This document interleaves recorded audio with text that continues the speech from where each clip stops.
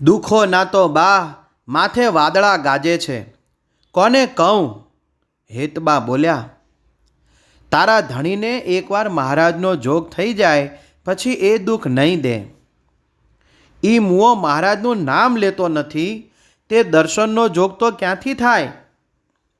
મહારાજને પ્રાર્થના કર, કંઈક દિશા સુજાડશે, સત્સંગ થશે. લોયા ગામે સુરા ખાચરના પત્ની શાંતાબા અને સાંગા પટેલના ઘરવાળા હેતબા સત્સંગની વાતો કરી રહ્યા હતા. શાંતાબાના યોગથી હેતબાને શ્રીજીનો દ્રઢ સત્સંગ, સ્વામિનારાયણનું નામ લે, ભજન કરે, પૂજા કરે. મહારાજ તથા સંતો પધારે ત્યારે શાંતાબા સાથે સેવામાં લાગી જાય, વહેલા ઉઠી જાય, ઘરનું કામ પહેલું કરે, ક્યાંય કચાશ ખામી રાખે નહીં. તો પણ સત્સંગ કરે તે કુસંગીપતિ સાંગા પટેલને ન ગમે, એ શ્રીજીને ગાળો દે. હેતબા શરીર પરનો માર સહે, પણ પોતાના ઈષ્ટદેવનું વાંકું બોલે તે એમનાથી કેમે સહ્યું ન જાય. આજે શાંતાબાએ તેમને સરસ ઉપાય બતાવ્યો, એમ કે પ્રાર્થના શ્રીજી મહારાજ સાંભળશે ને યોગ્ય કરશે. તેમણે પ્રાર્થના શરૂ કરી. એકવાર શ્રીજી મહારાજ લોયા પધાર્યા અને હેતબાના હરખનો પાર ન રહ્યો. તેમણે પ્રાર્થના કરી. અંતરમાં તો નિત્ય પ્રાર્થના ચાલતી, પણ મુખોમુખ શ્રીહરિને કહ્યું, હે દયાળુ, હે મહારાજ, મારા ધણીને સત્સંગી કરો, અથવા તો મને એના કુસંગમાંથી છોડાવો. ગઢડે લઈ જાઓ, કાં તો દેહ મુકાવી દો ને ધામમાં બેસાડી દો, કંઈક કરો. અંતર્યામી પ્રભુ હેતબાનું દુઃખ જાણતા હતા. તેમની સહન શક્તિની સીમા આવી રહી હતી. શ્રીજીએ કહ્યું, સૌ સારાવાના થશે, તું ભજન કરતી રહેજે. અત્યારે તો અમે જઈ રહ્યા છીએ, પણ થોડા વખત પછી પાછા લોયા આવીશું, ત્યારે સાંગાને સત્સંગી કરી દઈશું. શ્રી હરિ બોલ્યા એ વાક્યમાં કાર્ય સિદ્ધ કરવાનું બળ હતું, જુસ્સો હતો, દ્રઢતા હતી. એક ભક્તની વહારે હરિ પધાર્યા હતા.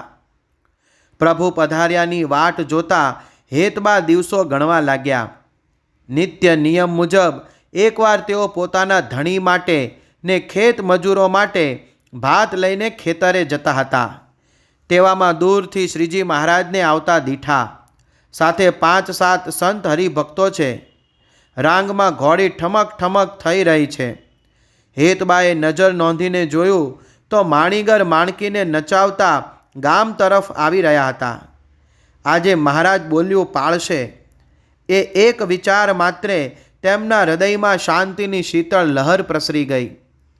હરિ મારું દુઃખ હરશે, દયાળુ દયા કરશે, આરજુનો અંત આણશે. અહોહો, એ છબીની શોભા તો જો જીવ.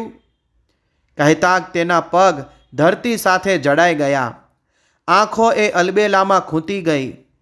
એમને એમ પાંપણોને પલકાર્યા વિના એ માધુરી મૂર્તિને પી રહ્યા હતા. રૂમક ઝુમક માણકી નચાવતા શ્રીહરિ હેતબા નજીક આવ્યા ને કહે, ઘરે પાછા ચાલો, ભૂખ લાગી છે, તમારા હાથની રસોઈ જમવી છે. હેતબાના આનંદનો પાર ન રહ્યો. એ તો ધણી, ખેત મજૂરો બધાની ભૂખ વિસરી ગયા. મહારાજને લઈ આગળ ચાલ્યા. શ્રીજીએ ઘર પાવન કર્યું. હેતબા થાળની તૈયારી કરવા લાગ્યા. મહારાજ કહે, બીજું કંઈ કરવાની જરૂર નથી, આ ભાત તૈયાર છે તે જ જમીશું. મહારાજને કેમ કહેવું કે આ તો મારા ધણી ને ખેત મજૂરોનું છે. મહારાજ, આપને આ ન અપાય. ખેડૂત વર્ગનું જમણ શ્રીજીને કેમ અપાય? એ શાન હેતબાને શાંતાબાના સત્સંગથી આવી ગઈ હતી.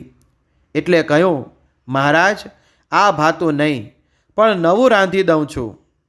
આ તો અમારા ઘરના માણસો ખાય અથવા તો ઢોર ખાય, પણ તમારાથી નહીં ખવાય.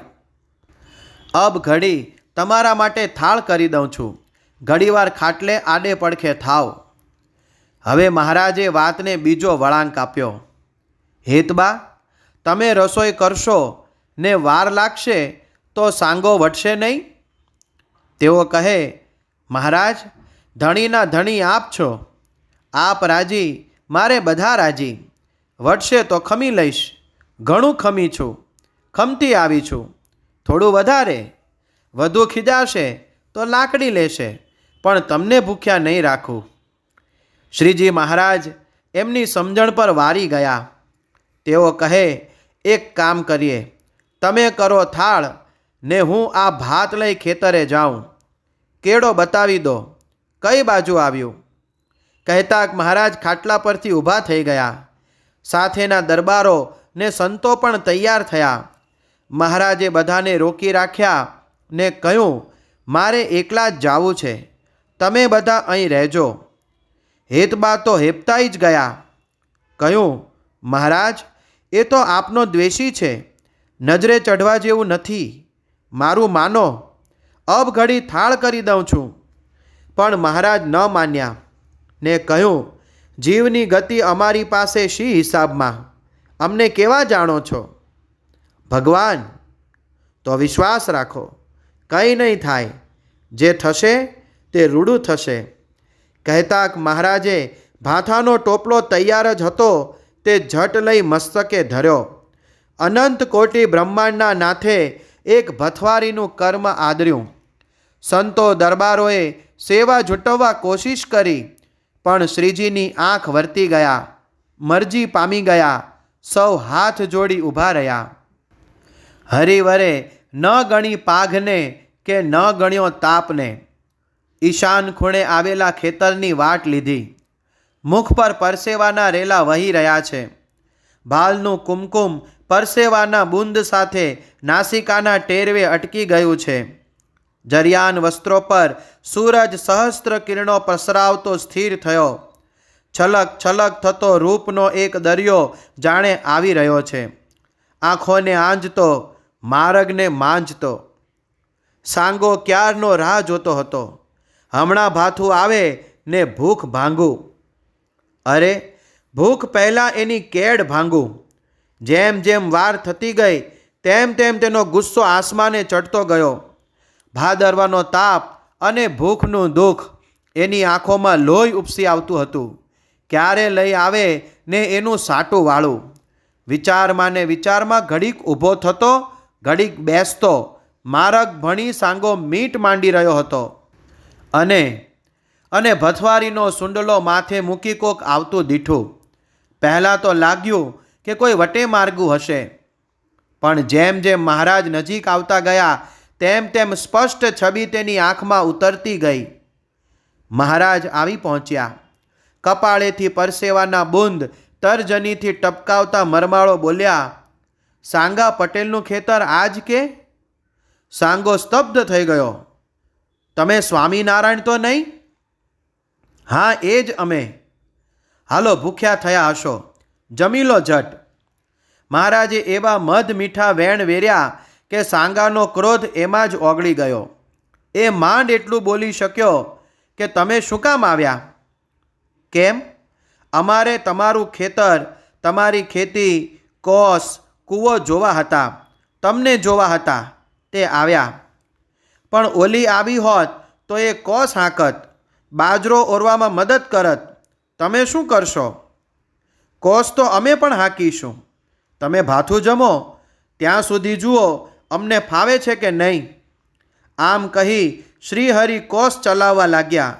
કીચુડુડું ફૂટાક, કીચુડુડું ફૂટાક. કોસ એક પછી એક ખેંચાતો જાય. બળદ પણ ડાયા ડમરા થઈ આ ડોલરિયાના ડચાકે ગતિ બદલતા રહે. સાંગાએ ઝાડ નીચે જમવાનું શરૂ કર્યું.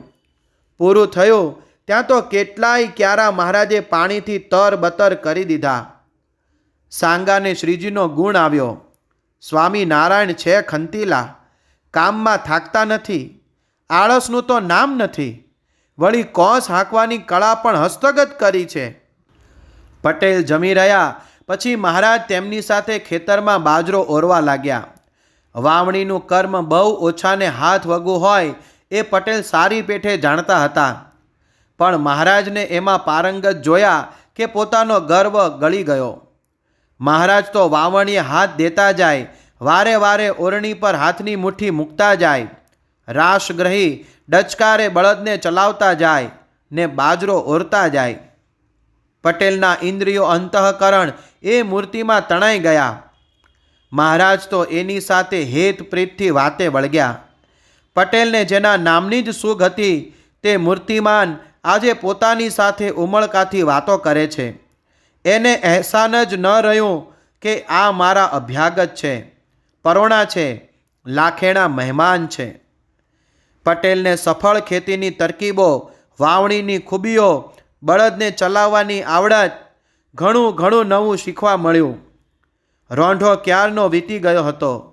બપોરના 3 વાગવા આવ્યા હતા. પટેલ કહે, પ્રભુ, તમે મને પાવન કર્યો.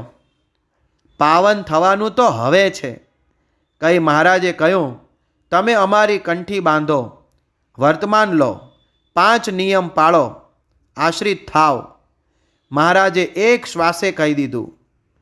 પટેલને હરિનું હેત હૈયે વસી ગયું હતું. એ તરત તૈયાર થયા, વર્તમાન લીધા ને સત્સંગી થયા. સાંગાએ હવે પૂછ્યું કે કહો તો ખરા, તમે ભાથું દેવા કેમ આવ્યા? મહારાજ કહે, અમને ભૂખ લાગી હતી, તે પાદરે જ હેતબા મળી ગયા. કહ્યું, ચાલો ઘેર જમીને જાઓ. પછી ખબર પડી કે તમને ભાત દેવા એ જતા હતા. તેથી કહ્યું, તમે બીજી રસોઈ કરો, હું ભાત દઈ આવું. પટેલ મળ્યા નથી, તે મળાશે, ખેતરવાડી જોવાશે. અરર અરર, તમે અહીં ભૂખ્યા ને ભૂખ્યા આવ્યા ને કહેતા પણ નથી.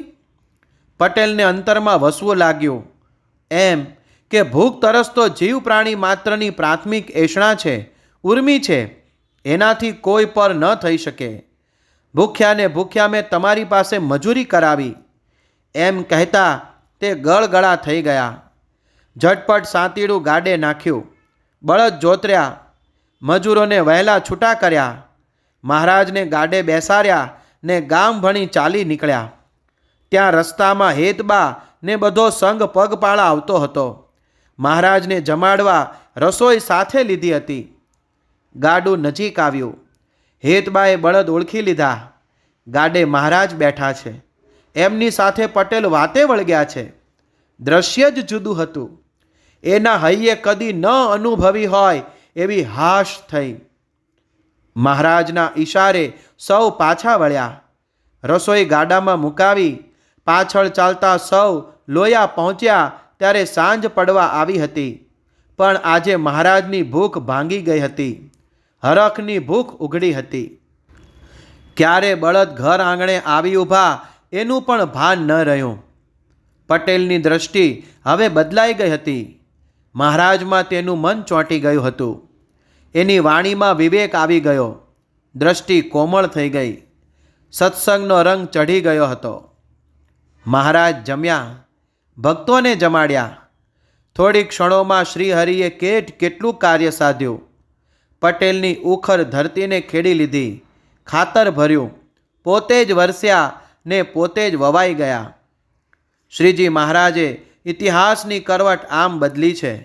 હૃદય પરિવર્તન કરવામાં એમની તોલે કોઈ ન આવે. ધીરજને ખંત, તિતિક્ષાને તપ, સાવધાનીને સલુકાઈ, પરોપકારને પર સેવા વૃત્તિ, વિવેકને વિનય, કેટલા ગુણો એક જ કાળે તેમણે પ્રગટ કર્યા છે. તેનું મૂર્તિમાન ઉદાહરણ આ ભથવારીની ભૂમિકા છે.